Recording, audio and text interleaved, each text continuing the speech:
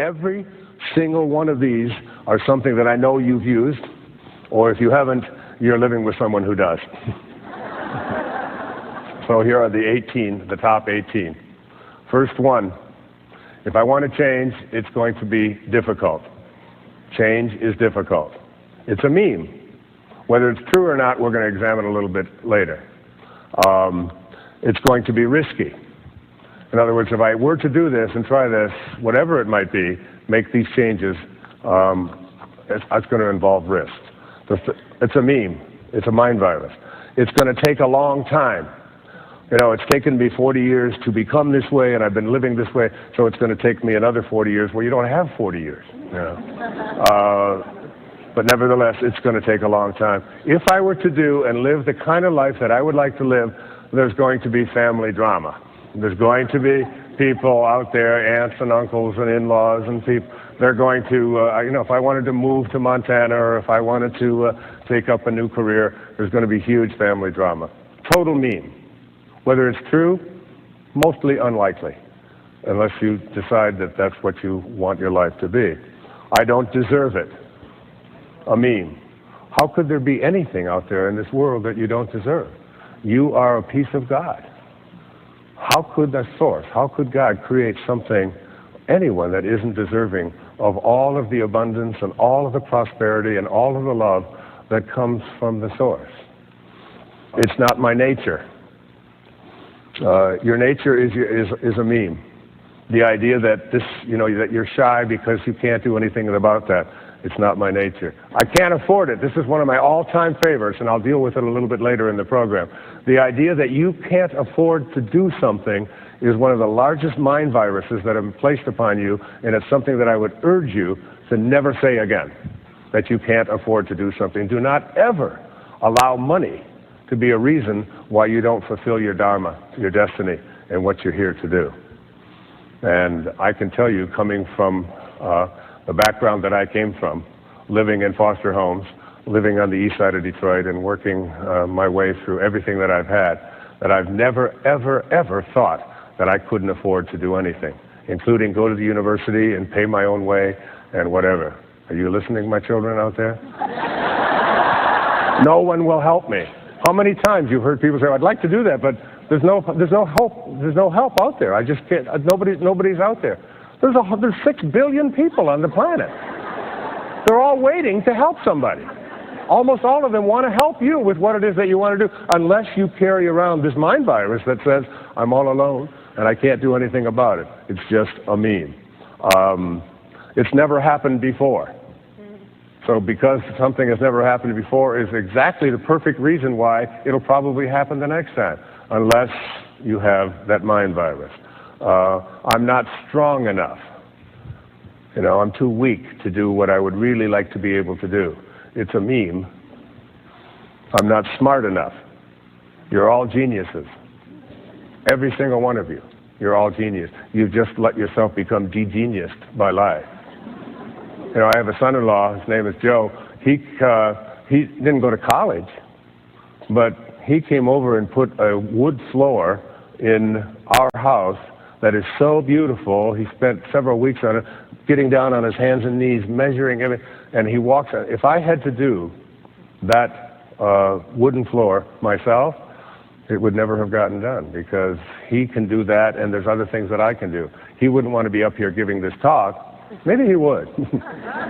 But everybody has within them a genius and should never tell themselves, I'm not smart enough. And it's something you would never, ever want to convey to your kids. The rules won't let me.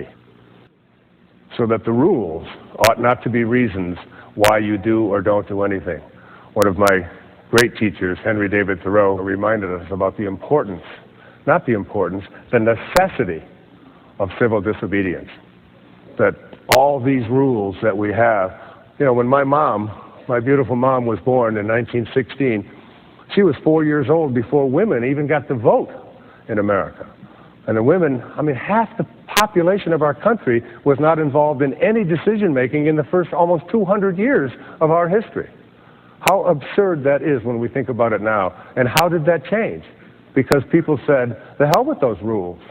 I don't care whether it's legal or not legal. If it's not moral and I have rules within me, I have to go to those. These are means. I don't have the energy. I'm too tired. It's a mean. One of the commitments I made, and my kids have never heard me say it, is that I'm tired. It's a word that I stopped saying in my early 20s, because I used to hear people talking about that all the time. I'm so tired, I'm so tired. And the minute that you tell yourself that you're tired, your body begins to react to the thought that you are programming it to be. So if nothing else, just stop saying it. And, well, I'll get onto that later.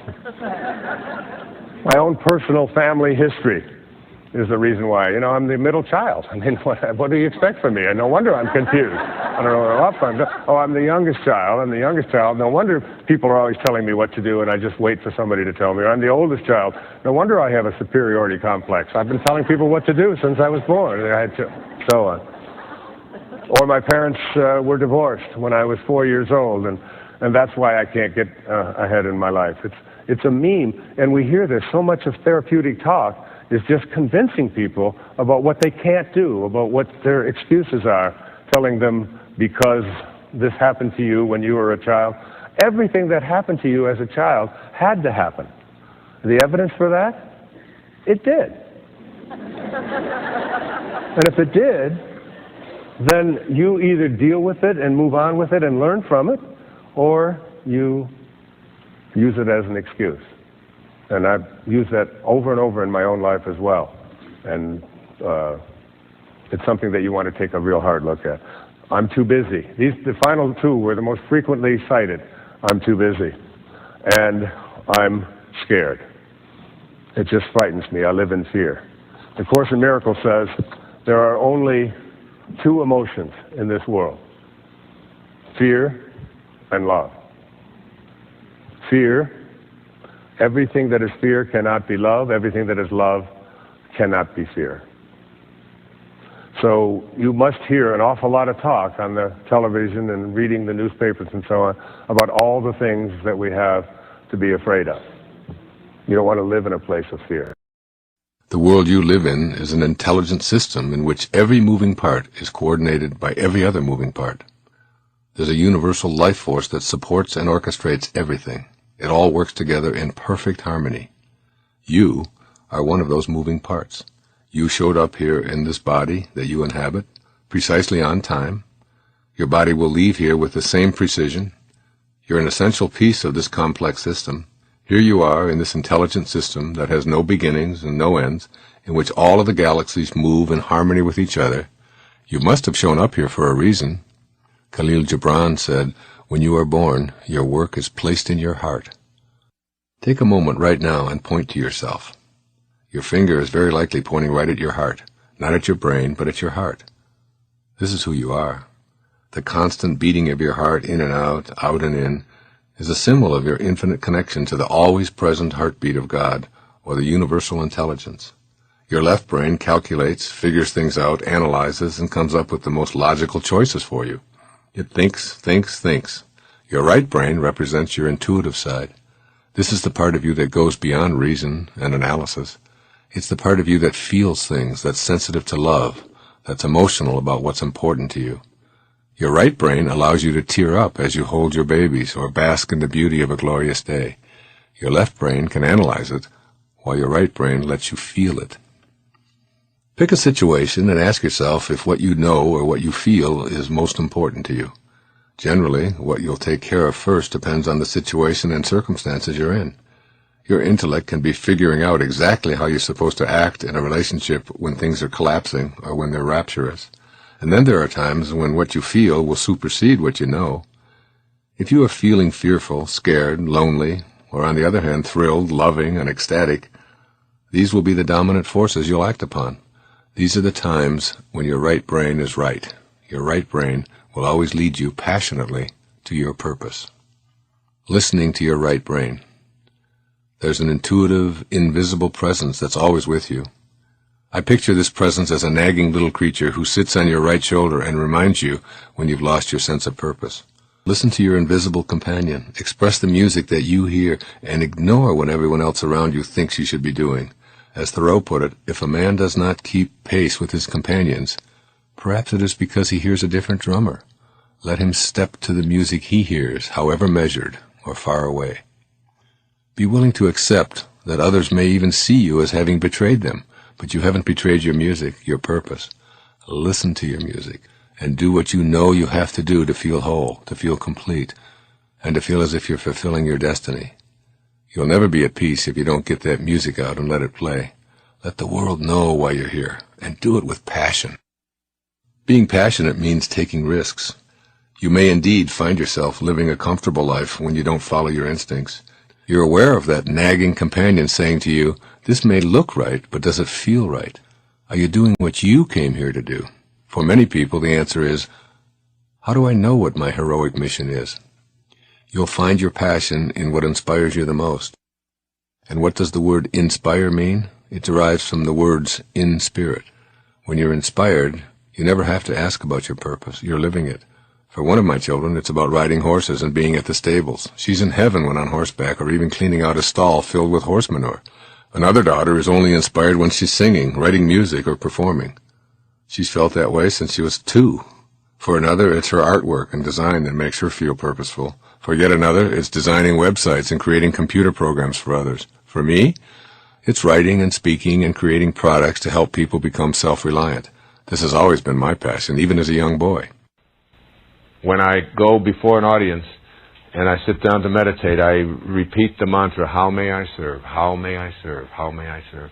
How can I get my ego out of this presentation, out of this program, out of what it is that I am doing, and my needs to have rewards and to have applause and to have people tell me how wonderful I am? How can I get all of that out? If you're a dentist, you can give a flower to every patient. You can call them in the evening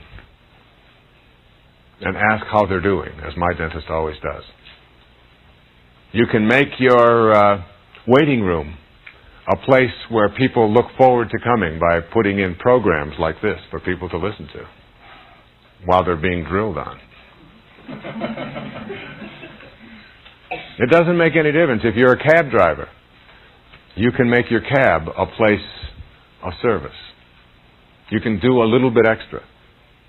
And the irony is, when you turn your life over to being a statesman and ultimately to being a spiritual being, this attitude allows this free-flowing, unconditional, loving energy that is the divine universe, that is God, to enter into your life.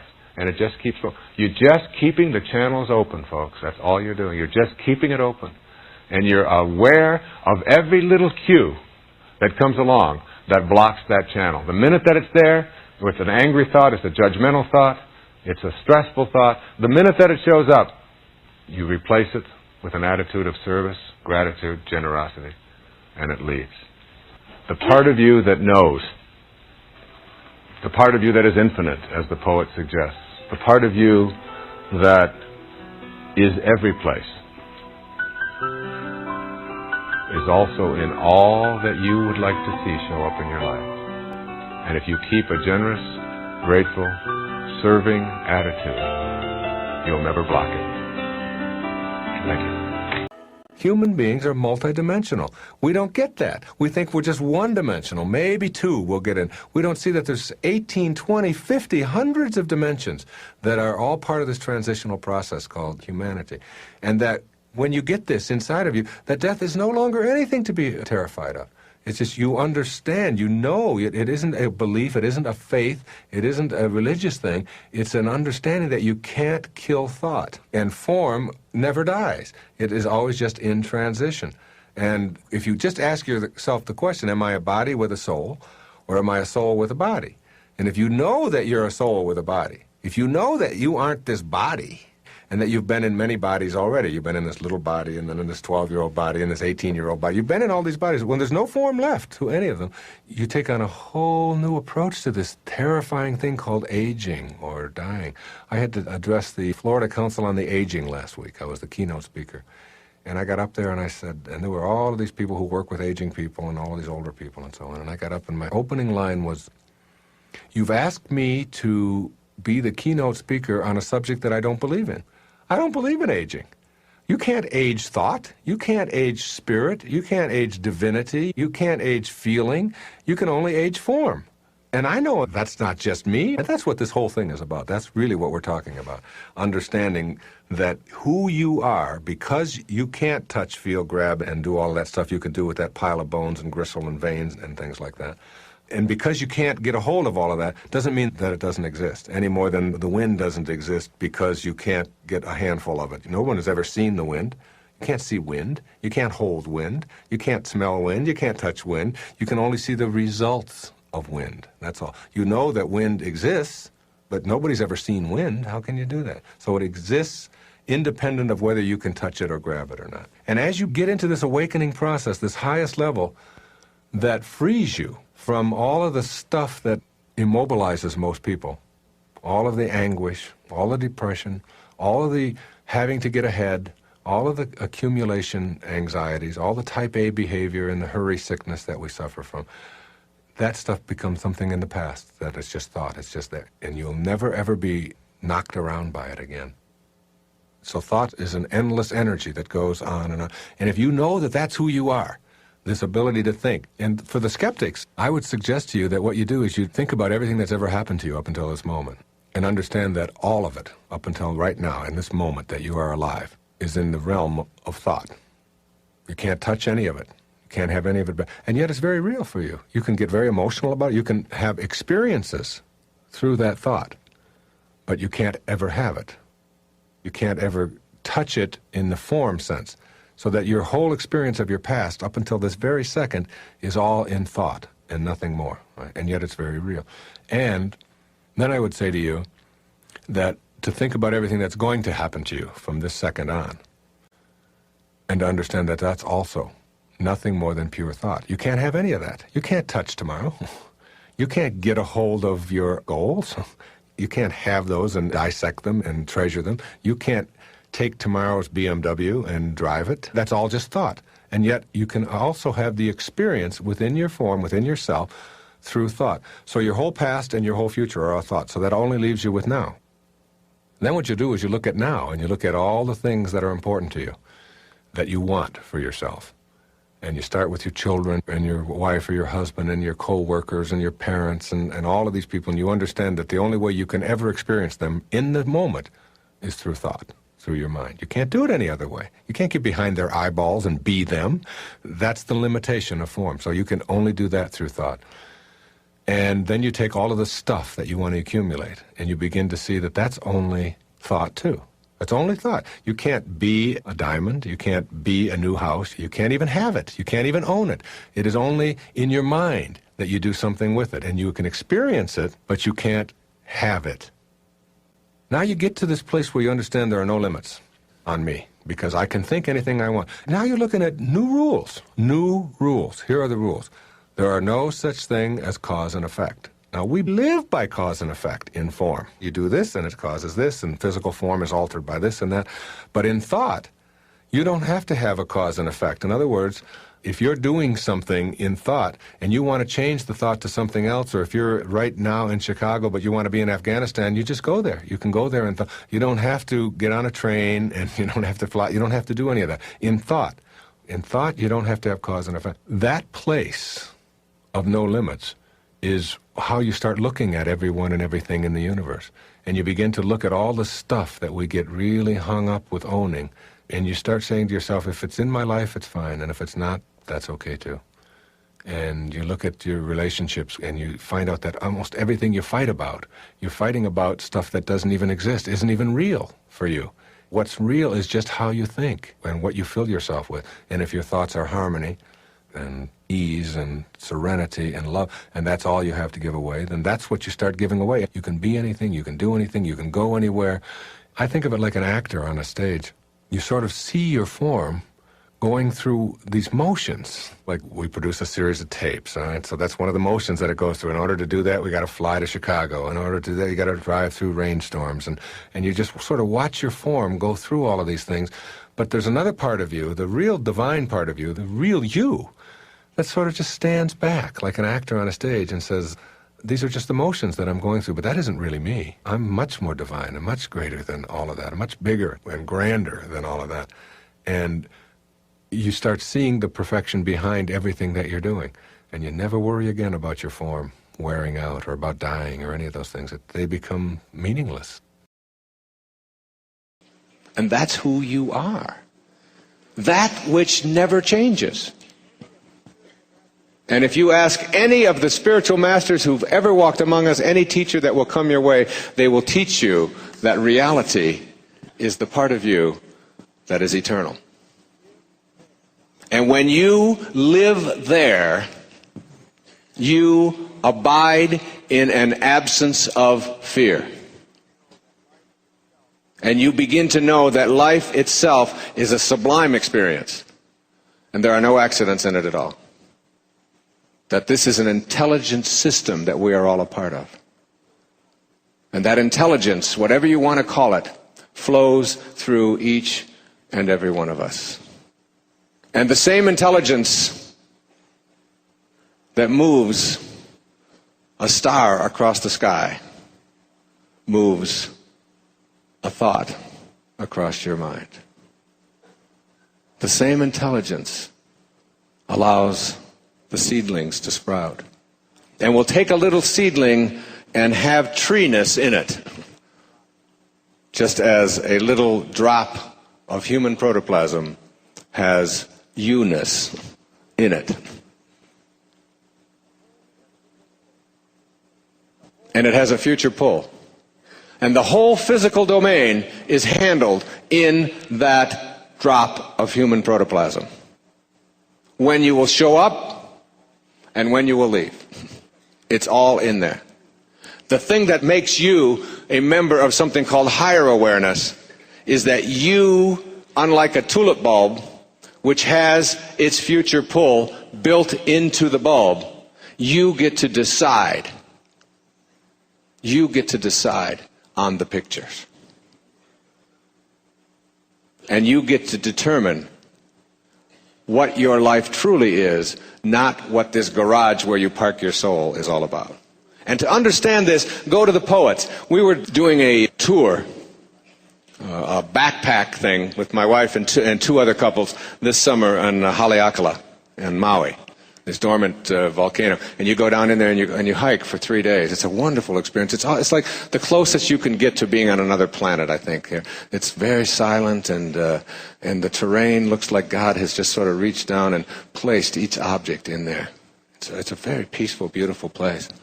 And it's all volcanic dust.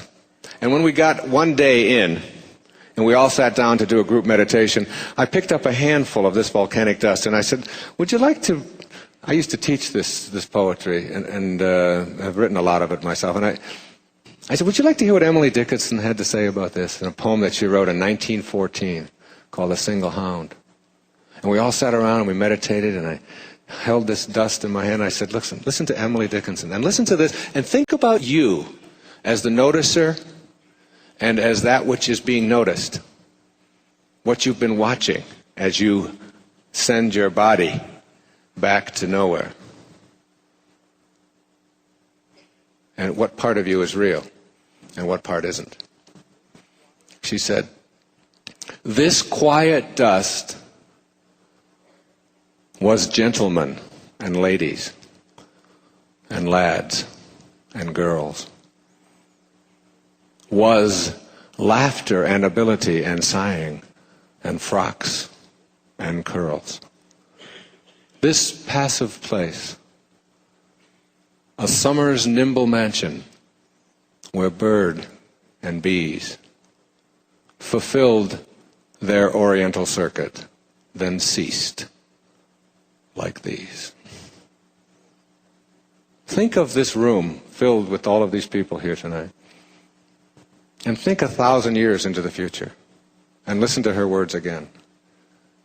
This quiet dust was gentlemen and ladies and lads and girls, was laughter and ability and sighing and frocks and curls. You see, if your primary identification is with this thing called your body, then you are destined to a life of fear.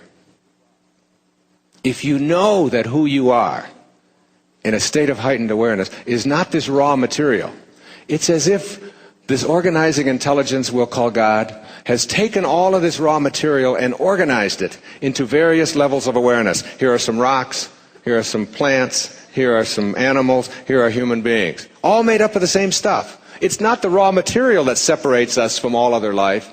It's something called awareness. And this heightened awareness that we have a capacity, most of us live our lives at the awareness level of survival. The awareness level of daily awareness in this room, where the animals live. Just sort of taking care of their offspring and providing for themselves and planning a little bit for the future and putting a little bit away. And the idea of a higher level of awareness doesn't even enter our consciousness. We're satisfied to survive, except for the fringe dwellers who say, there is a deeper, richer experience of life. I know it. And just because you who are in my life are not on my path, not only are they not on your path, they're not even on an entrance ramp to your path. And they probably won't be. And that's divine too. That's perfect. That's here to teach you to be kind, not to be right. Principle number 1. Be independent of the good opinion of others. There are many well-meaning people in our lives who have ideas about what we should or shouldn't be doing. Relatives tend to be specialists in this area. If we let them guide us with advice that isn't congruent with our inner calling, we'll suffer the anguish, the slings and arrows, if you will, of an uninspired life. Each of us can feel what we're being called to be. When we pay attention, we can hear our own impatient voices coaxing us to pay attention and complete the assignments we brought with us from the world of spirit. But when we allow the opinions and dictates of others to determine what we're doing or what we're going to be, we lose sight of our objective to live an inspired life. We need to determine for ourselves exactly how much we've allowed others to decide issues such as what we do, where we live, with whom we live, and even how we're treated. We must know that absolutely no one else truly knows and feels what we're here to accomplish. So we must give ourselves permission to hear our inner guidance and ignore the pressure from others. Principle number 2. Be willing to accept the disapproval of others. Logically following the previous principle, this one notes that we're going to incur the disfavor of many people when we follow our inclinations to be in spirit and live the life we came here to live. This isn't a selfish or cynical attitude. When we begin to follow our ultimate calling, there will be a lot of resistance. In fact, the purpose of the slings and arrows sent our way is to get us to change our mind and be reasonable, which translates to, do it my way. However, as we gain the strength to ignore the pressure to conform, resistance will diminish and ultimately change to respect. When we steadfastly refuse to think, act, and conform to the mandates of others, the pressure to do so loses its momentum. Principle number 3. Stay detached from outcomes. Inspiration doesn't come from completing tasks or meeting goals. In fact, that's the surest way to have it elude you. Returning to spirit, you see, is an experience of living fully in the present moment.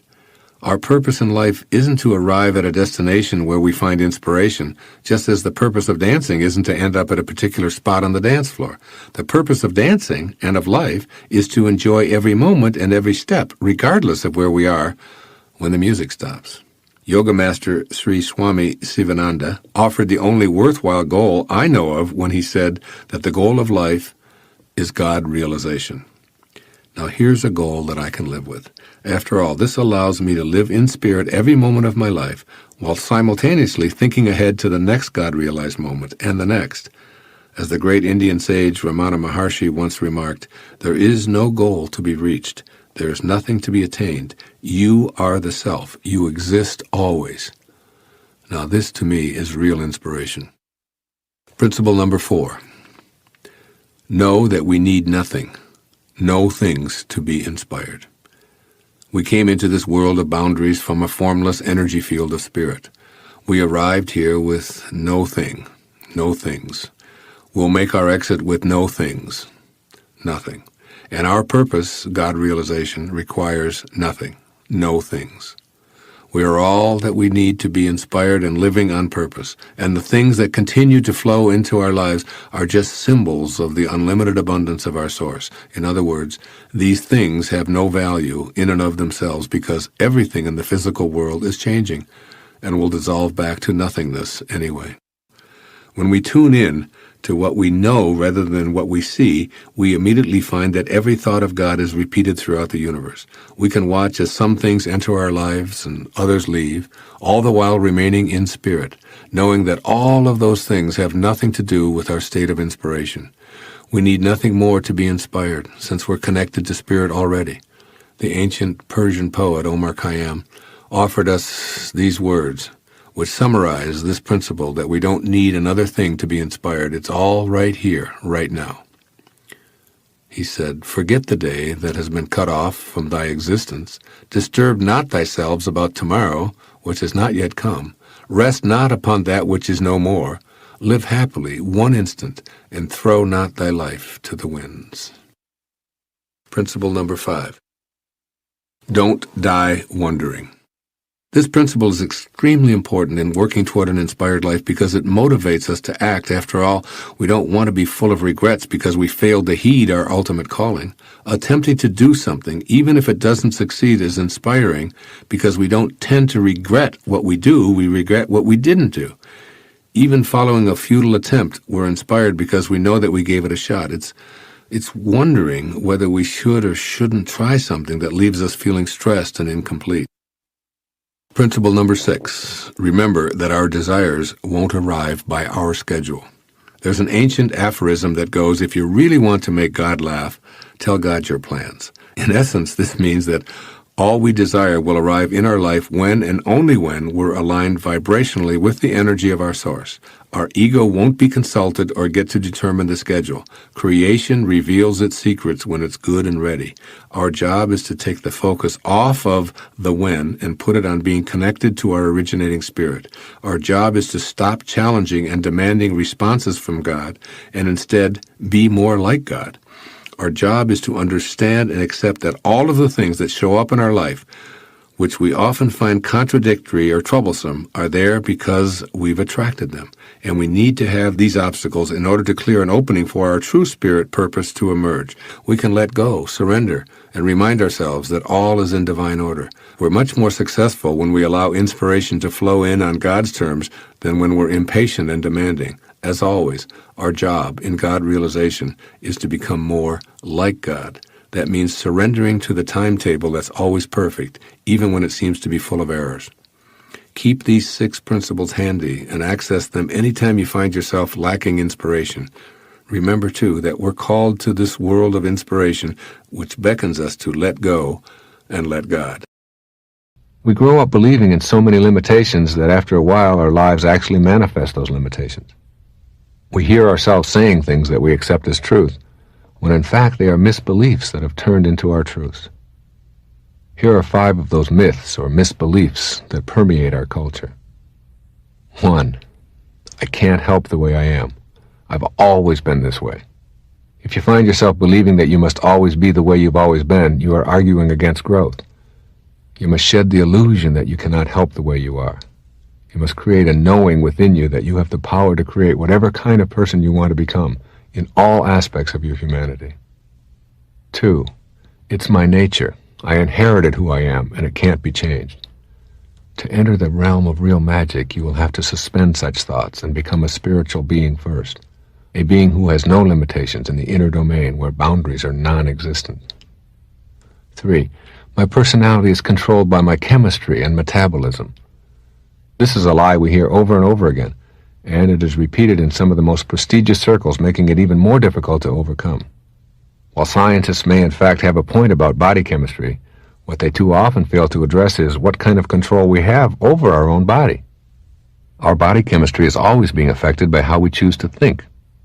I want you to take a look at the enormous power that you have in your mind for containing those enzymes or retraining them to work for you rather than against you.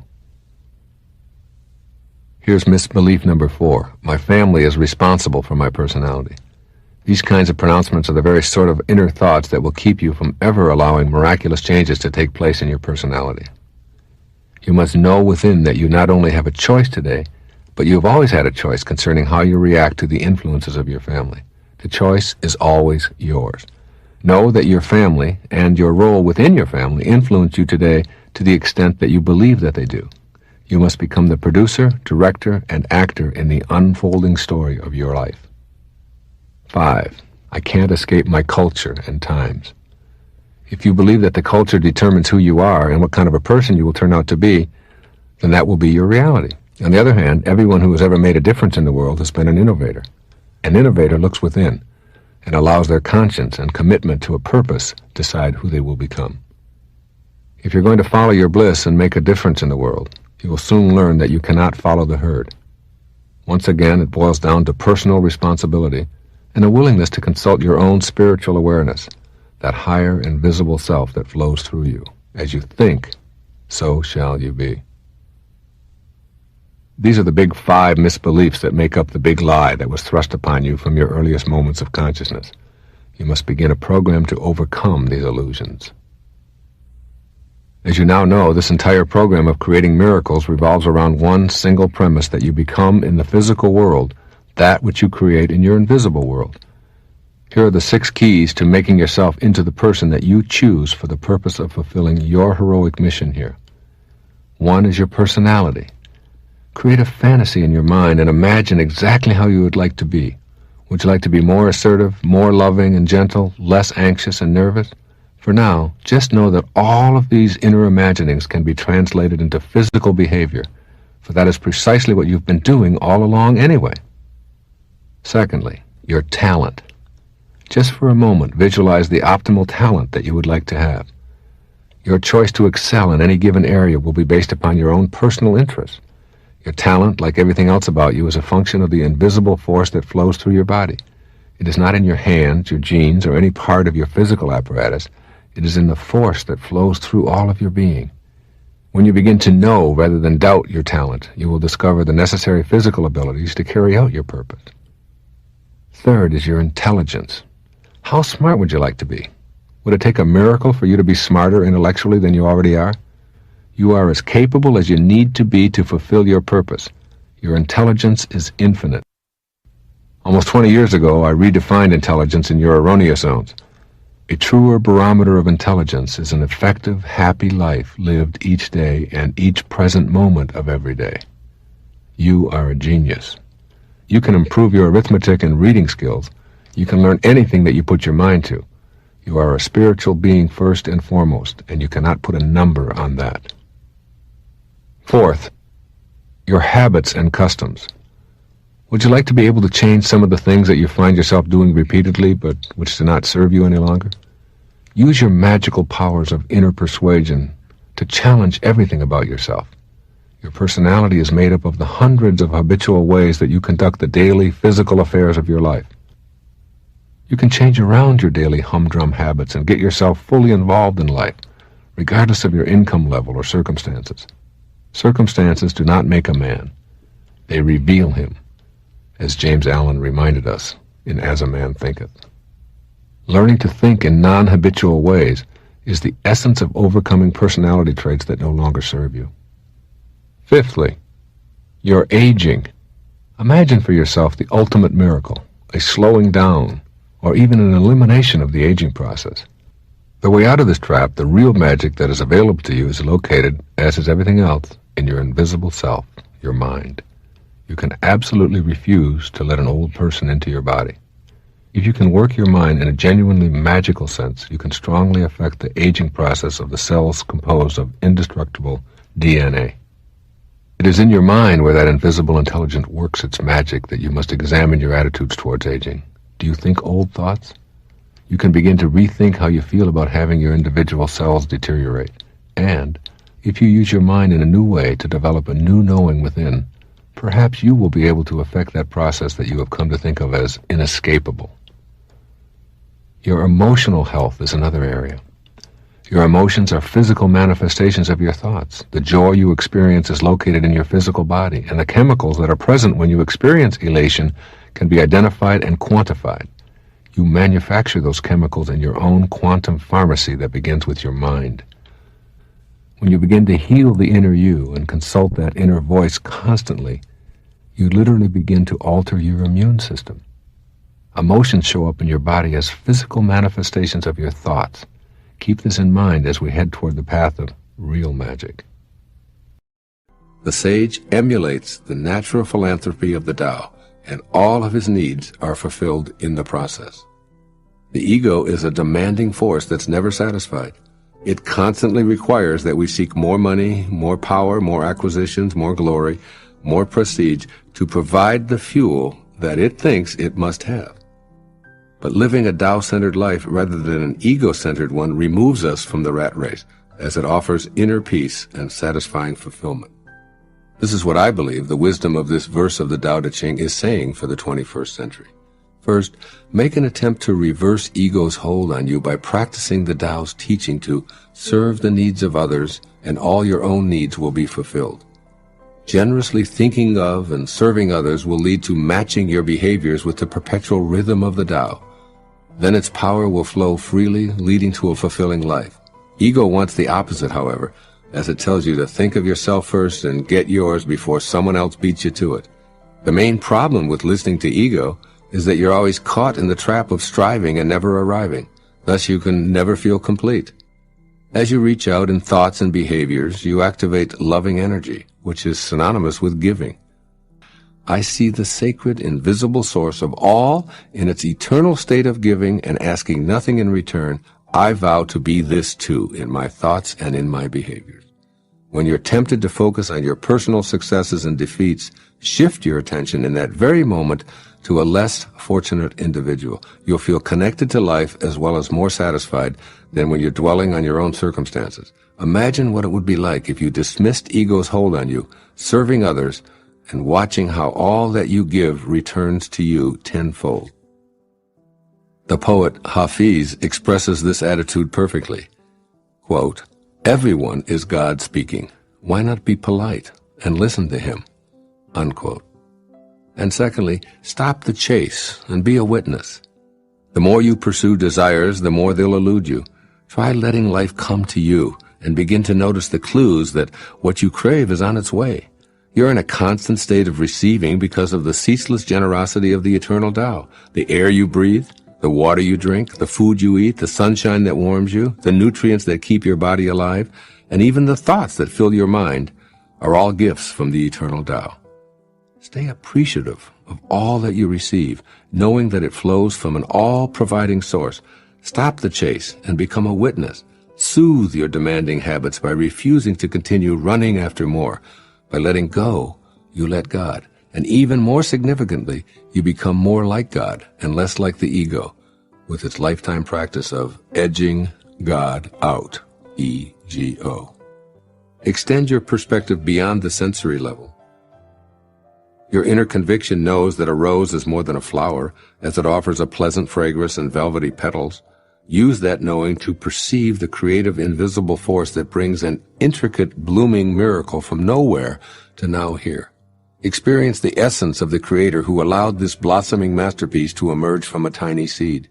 Note that the seed arrived from what we can only refer to as the world of formless nothingness or spirit. See that spirit animating the colors, the scents, and textures, and look at all of life from a transcendent perspective. You'll be less inclined to join the chase and more inclined to live from the inner conviction that your true essence is not of this world. Discontinue pressuring yourself to perpetually accumulate more. Let others be consumed with the chase if they choose to, while you learn to relax. Rather than focusing outward, turn inward. Cultivate awe and appreciation as inner touchstones rather than an outer determination for more adoration and accumulation. When you see a beautiful sight, or hear an enchanting sound, or taste a mouth-watering delicacy, allow yourself to think of the miracle within these sensory pleasures. Be like the master who prefers what is within to what is without. Allow things to come and go without any urgency to become attached to this ephemeral world of comings and goings. Do the Tao now. Be on the lookout for ego demands for an entire day. Decide to diffuse as many of them as you can comfortably, perhaps by assigning them an intensity grade. Living beyond ego situations that are easy to accomplish gets a low number, while those requests that are difficult to quell get a higher number.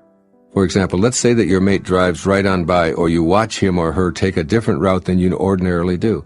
Silently witness the degree of discomfort with your decision not to say anything. Did ego let you know its preference? Or if you have a conversational opportunity to display your specialized knowledge or describe a situation where you were the recipient of honor or success, note how uncomfortable your decision to remain quiet felt. Again, did ego let you know its preference? As Lao Tzu says in this verse, quote, "Through selfless action, fulfillment is attained. By holding back ego's demands, even for a few moments, you'll feel more and more fulfilled," unquote. In the Tao, it says that a victory in war is to be celebrated by mourning, because it still gives evidence that we have not found our divine nature. If you love those who love you, what virtue lies in that? Even the morally weak love those who love them. And if you're good to those who are good to you, what virtue lies in that? Even the morally weak do that. Love your enemies. Be good to them. Share with them without expecting anything in return. Then your reward will be rich, and you will be sons of the Most High. He is kind to the ungrateful and the wicked. Be compassionate like your Father. How much of that do we practice on our planet? Divine love is a love that we have inside of us because it's the only thing we have to give away. That's all we can give away.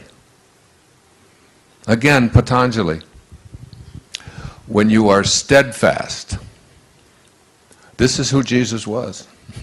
This is who Rumi was. This is who Shams of Tabriz was. This is who Muhammad was. This is who Buddha was.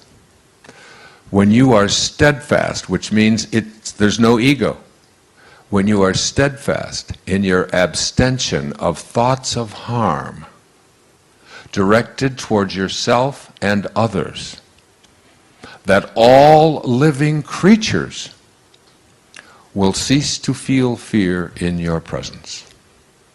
That's who St. Francis was. I've been to Assisi. Some of you were there with me. How many? Who was there? Look, so many of you were there with us last year, just a year ago, a little over a year ago. Do you remember the lecture in Assisi? When I stood there and St. Francis just entered my body, and literally I just lost it. I couldn't speak for 7-8 minutes. It was overwhelming, the love. And everyone in the room just stood up and just held their hands out. You can reach this level of consciousness. There's a great Indian poet. His name was Tagore, Rabindranath Tagore. In 1927, he wrote a collection of poetry called the Gitanjali. This is what he said about the ego. I went out alone on my way to my tryst. But who is this me in the dark? I step aside to avoid his presence, but I escape him not. He makes the dust rise from the earth with his swagger. He adds his loud voice to every word I utter. He is my own little self, my Lord. He knows no shame. But I am ashamed to come to thy door in his company. That's the ego. That's the part of us that we have to transcend. That's where we have to go within and recognize who we truly are. And who we are is divine love. When Jesus was asked, who is God? He said, God is love. And he that dwelleth in love dwelleth in me, and I in him. It's just love. That's all Rumi is about. It's about love. It's about love for the beloved, love for the divine, love for that that place within us that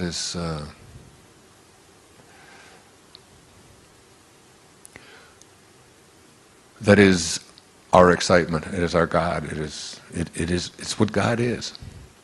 Whatever excites you is the part of you that is saying, this is my Dharma, this is what I'm here for. And you know what it's always about? It's always about serving. The miser who loves his gold gets no love from the gold. There's no love in gold. The reason the miser is so exquisitely happy with his gold is because of the outpouring of love that he has for it. That's what he feels. When you feel so good about your Mercedes, or you feel so good about this ship, or you feel so good about your great paintings, as I read to you at the beginning of today, the Chinese versus the Byzantines. When you feel so great about these great accomplishments and all that you have, and all that you own, and all that you've defeated, and all the wins that you've had, it's nothing to do with any of that stuff external to you. It's the outpouring of love that you are giving to it.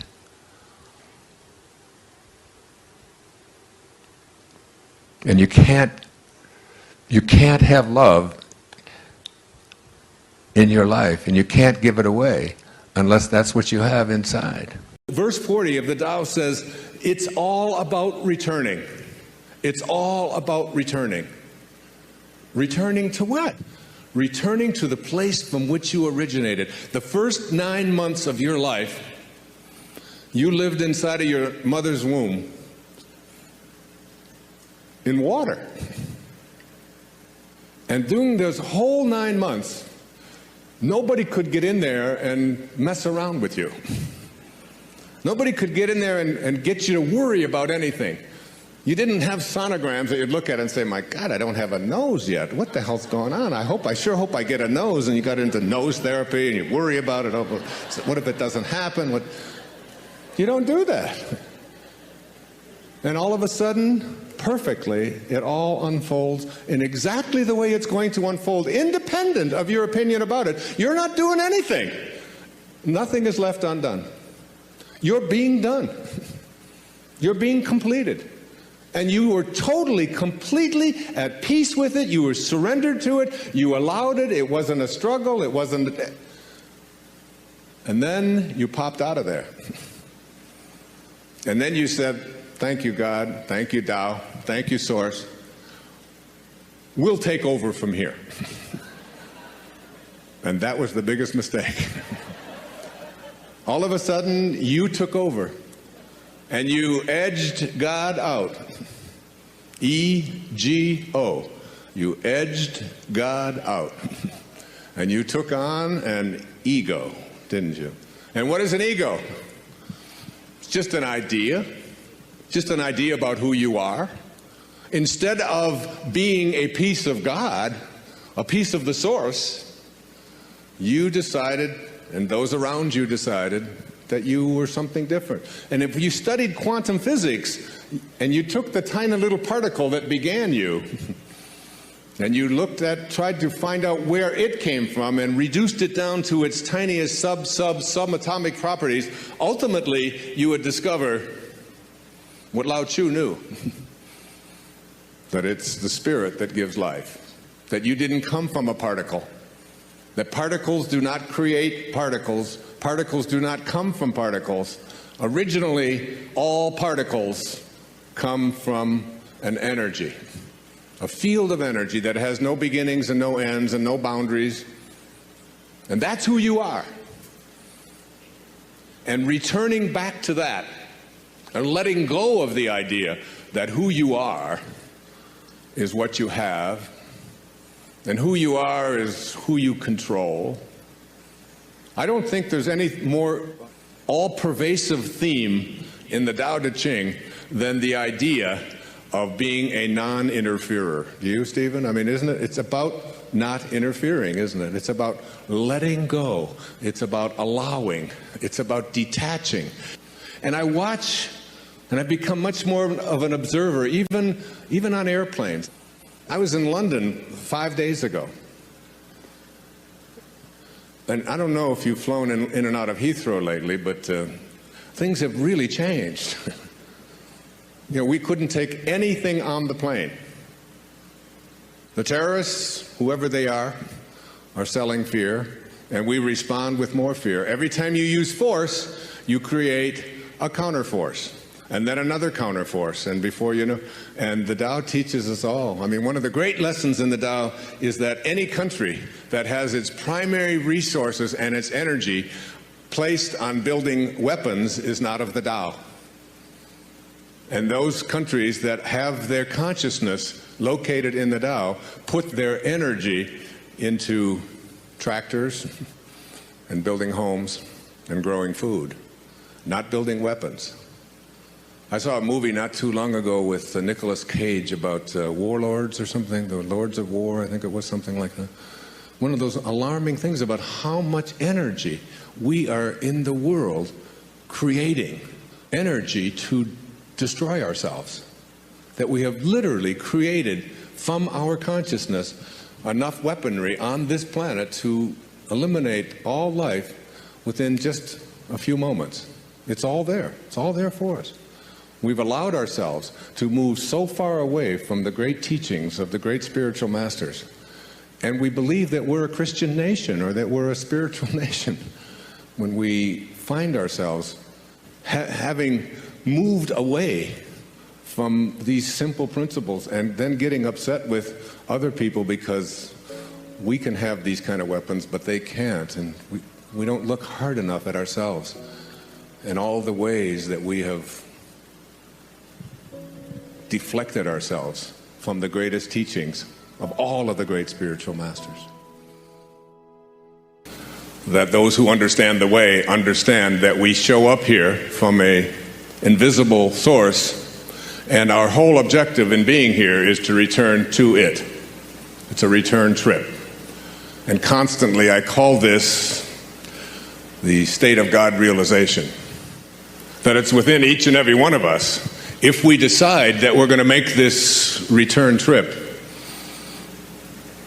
and live a God-realized life, this idea of a God or a source or a spirit or an intelligence that is not something that is external to you, but that in fact is you,